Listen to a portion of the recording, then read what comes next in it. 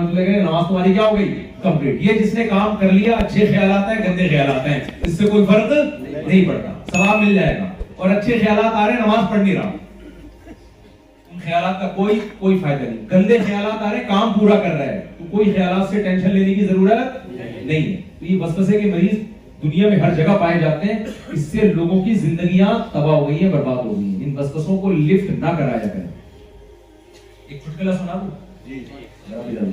ये वसवसे ऐसी चीज है कि इनको जितना निकालेंगे ना, उतना दिमाग में उल्टा घुसेंगे। एक आदमी, हमारे यहाँ तो तावीज डंडे बहुत होते हैं ना पाकिस्तान में, इंडिया में, तो एक जाहिर पीर तावीज दिया करता था और उसकी कीमत बहुत ज्यादा लेता था। वो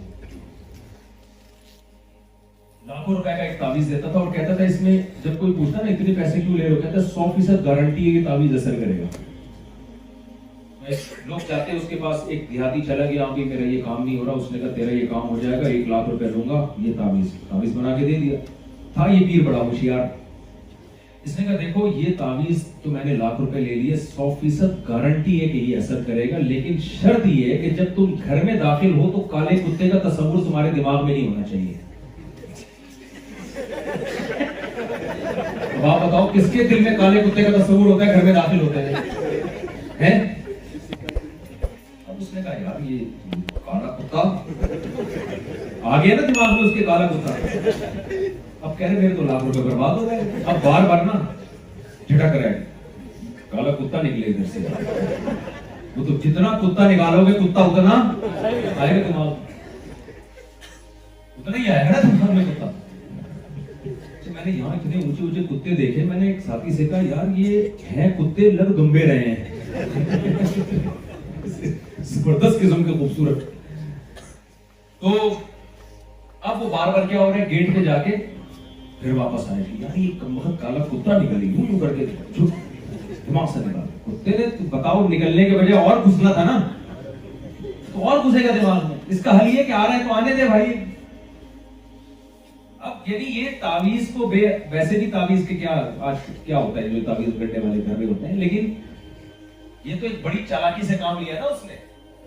डॉक्टर कहते हैं ये पैराडोल की 2 गोलियां जब असर करेंगी जब काला कुत्ता दिमाग में नहीं होगा, तो इसका मतलब उसने आपके दिमाग में डाल दिया। तो वसवसे का हल ये नहीं है कि निकालो उसको लिफ्ट ना कराओ, आने दो यार, कुत्ता आता है कुछ नहीं होता, असर करना होगा करेगा, नहीं करना होगा नहीं करेगा, वो आएगा। तो इसी तरह ये वसवसे उल्टे सीधे, इनको लिफ्ट ना कराएं, आ रहे हैं तो आने देना, निकालने की कोशिश करें ना, जानबूझकर सोच कर लाएं। इनका इलाज ही यही है, समझते हो? चलो वुजू की हालत में जो चाहिए आई है सही थी, पहली वाली मुझे नहीं। चल वितर नमाज में अगर तीसरी रकत में सूरत पढ़ना भूल जाए तो क्या वितर अदा हो जाएगी? वितर की तीसरी रकत में सूरत पढ़ना वाजिब है। अगर भूल गए तो सजदा सहव से नमाज हो जाएगी, जानकर छोड़ दिया तो नमाज दोबारा पढ़नी पड़ेगी। अगर रुकू में जाके याद आया ना तो खड़े हो जाएं, सूरत पढ़ के दोबारा रुकू करें, फिर सजदा सहव भी कर लें। आप वुजू की हालत में जिस्म पर कोई नजासत लग जाने से वुजू दोबारा करना पड़ेगा? अगर किसी ने वुजू किया और जिस्म पे कोई गंदगी लग गई तो उस जगह को धो लें, बस दोबारा वुजू करना जरूरी नहीं है। दोबारा वुजू जब भी टूटेगा जब पेशाब का कतरा निकल जाए या हवा वगैरह खारिज हो जाए, इसके बगैर नापाकी लगने से वुजू नहीं टूटता। क्या जादू की हालत में अपनी बीवी को तलाक दूं या क्या? वो भाई ये जादू बादू की टेंशन में ना पड़ा करो यार, ये जादू के नाम पे बड़े ड्रामे हो रहे हैं। और यहाँ इंडिया पाकिस्तान से यहाँ पे लोगों ने दूसरे जगहों पे माहौल को भी खराब कर। कभी किसी गोरे में देखा आपने जिन आया हुआ यहाँ पे? अगर आया हुआ होगा तो समझ लो महल्ले में कोई इंडिया या पाकिस्तान का आमिल रहता होगा। सऊदी अरब में भी किसी पे जिन नहीं आता। अपने आप को छोड़ो, इन चीजों से हटाओ, जादू जिन चुड़ैल भूत निकालो अपने आप को। लोग कहते हैं नबी पे भी तो जादू का असर हुआ था, तो अल्लाह ने इसलिए होने दिया था ताकि लोग आपको बशर समझें, जादूगर ना समझें। इतना आसान होता तो अबू बकर पे भी होना चाहिए था ना, रजी अल्लाह अन्हु पे, हजरत उमर पे भी होना चाहिए था। तो इस्लाम दुश्मन कुव्वतें बहुत कोशिश कर रही थी, ऐसा थोड़ी है।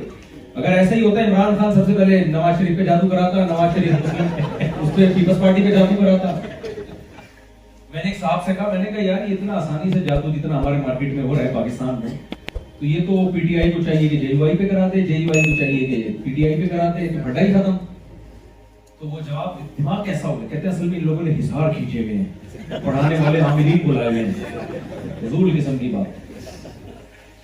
तो दुनिया में हिटलर जादू करता ना, क्या ख्याल है? हिटलर जंग लड़ता, क्या करता?